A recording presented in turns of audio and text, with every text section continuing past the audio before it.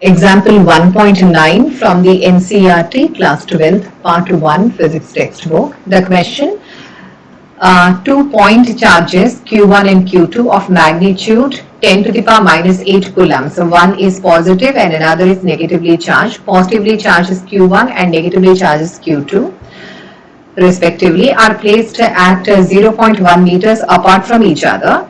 We are supposed to calculate electric fields at point ABC. A is between the charges, B is in the axial, along the axial towards Q1, the positive charge, and C is in the equatorial plane, perpendicular to the line joining Q1 and Q2 from A.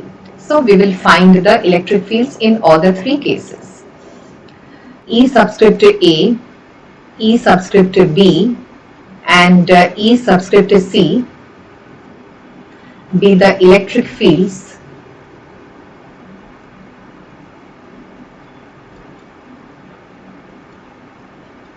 at points ABC. Let us first find electric field at point A. Every time we'll draw the diagram so that we have a clear understanding of the things that is given to us. So we are given Q1, which has got a plus 10 to the power minus 8 coulombs of charge. Then we have Q2, which has a minus 10 to the power minus 8 coulombs of charge. These two are separated by 0.1 meter distance. So distance between these two is 0.1 meter. We are supposed to find electric field at point A. And where is A? A is at the midpoint of the line joining Q1 and Q2. So 0.05 meters on either sides.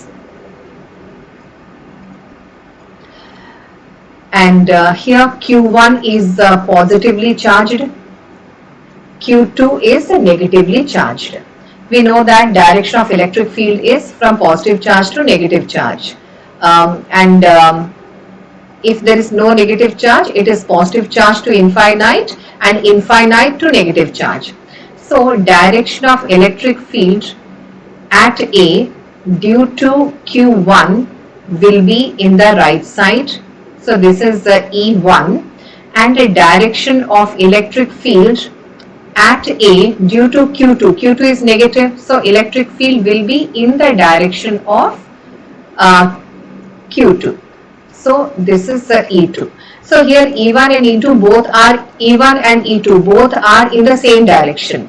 So net field will be the summation at A. So electric field at point A will be the sum of these two, E1 plus E2, because they are in the same direction.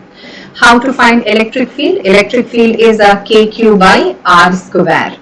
So here we are given K is a constant, 1 by 4 pi epsilon naught, and if the charges or the charge is placed in vacuum or air, K is taken as or 1 by 4 pi epsilon naught, value is 9 into 10 to the power 9 Newton meter square per coulomb square.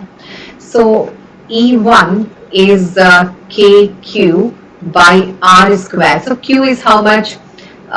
10 to the power minus 8 coulomb in magnitude. R is what? R is 0.05 meters. Similarly, E2. E2 is also KQ by R square. I am writing the same. Q and R. K is a constant. Q and R are same. So we are not supposed to put Q1, R1 for the two electric fields. So they are same. So here also Q is a 10 to the power minus 8 coulombs and R is 0.05 meters. So they are same. So total electric field at point A, which is at the midpoint of the line joining Q1 and Q2, is twice of KQ by R square. So this implies electric field at point A is twice of K. K is how much? 9 into 10 to the power 9, and I'll be writing everything in SI units. So I'm not writing per head units, or else I should write here Newton meter square per Coulomb square.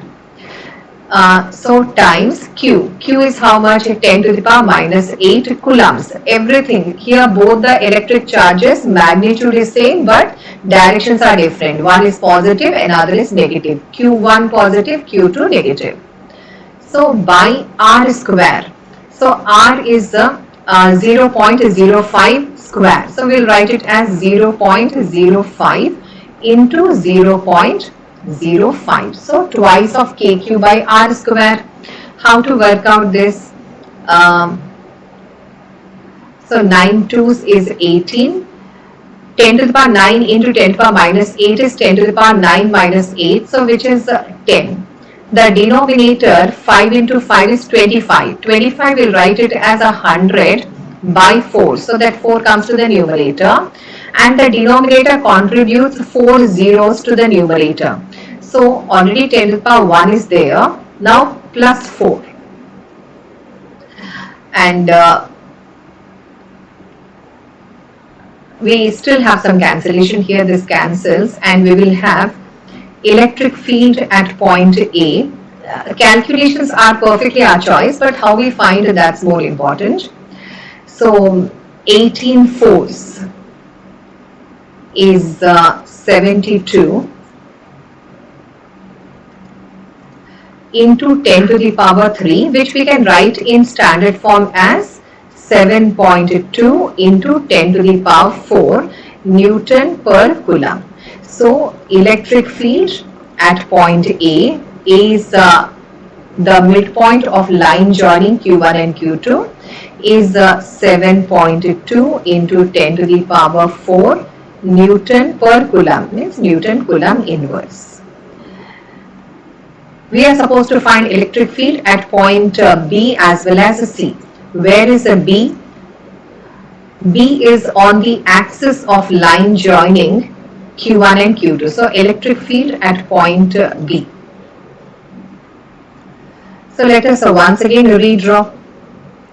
So we have Q1, whose magnitude is a plus 10 to the power minus 8 coulombs, and then we have Q2, which is minus 10 to the power minus 8 coulombs. These two are separated by a distance of 0.1 meters, and point B is along the axis towards the positive electric charge, that is Q1. So B is here, and we are supposed to find electric field at point B. And where is B? B is at a distance of, to verify the values, B is at a distance of 0.05 meters. So this distance is 0.05 meters. So what is the distance between Q1 and B? 0.05, and distance between Q2 and B is 0.05 plus 0.1, that is 0.15 meters. This will be the distance. And let us find electric field at B. Since Q1 is a positively charged, direction of electric field is always radially outwards from positive charge and radially inwards towards a negative charge. So field due to Q1 is radially outwards at point B. So let us call this as E1. And field at B due to Q2. Q2 is negatively charged. So electric field at B due to Q2 will be towards Q2. So this will be the direction of field due to the second charge, E2. In this case, electric field due to Q1 and Q2 are in opposite sides. So they should cancel each other. Net electric field will be the difference of these two. One is in positive direction, other is in negative direction. And which field is stronger? Field near the charge is stronger. So point B is close to Q1. So field due to Q1 is stronger or more in magnitude than field due to Q2. So electric field at point B is E1, which is more in magnitude, minus E2. Since they are in opposite directions, they are subtracted. Big electric field minus small electric field. So what is electric field? It is KQ. K is constant, Q is also constant. Here Q is 10 to the power minus 8 coulombs. Other Q is also 10 to the power minus 8 coulombs. So we are not looking into the plus or minus symbols. Why? Because that we are already using to know the direction of electric field. So we are only talking about magnitude. So KQ by R square. But here R is different. So here 0.05 is R1 and 0.15 is R2. So the difference will come here. So KQ by R1 square minus KQ by R2 square. So you take KQ as highest common factor, and in the bracket you have R2 square minus R1 square by R1 square into R2 square. And in turn we have KQ. In the numerator you have R2 square minus R1 square, something like A square minus B square. So it appears as A plus B times A minus B. And in the denominator you have R1 square into R2 square. Now let us put the values. All the values are well known here, R1, R2. We are watching, I kept the screen there so that we can easily pick up the values and plot.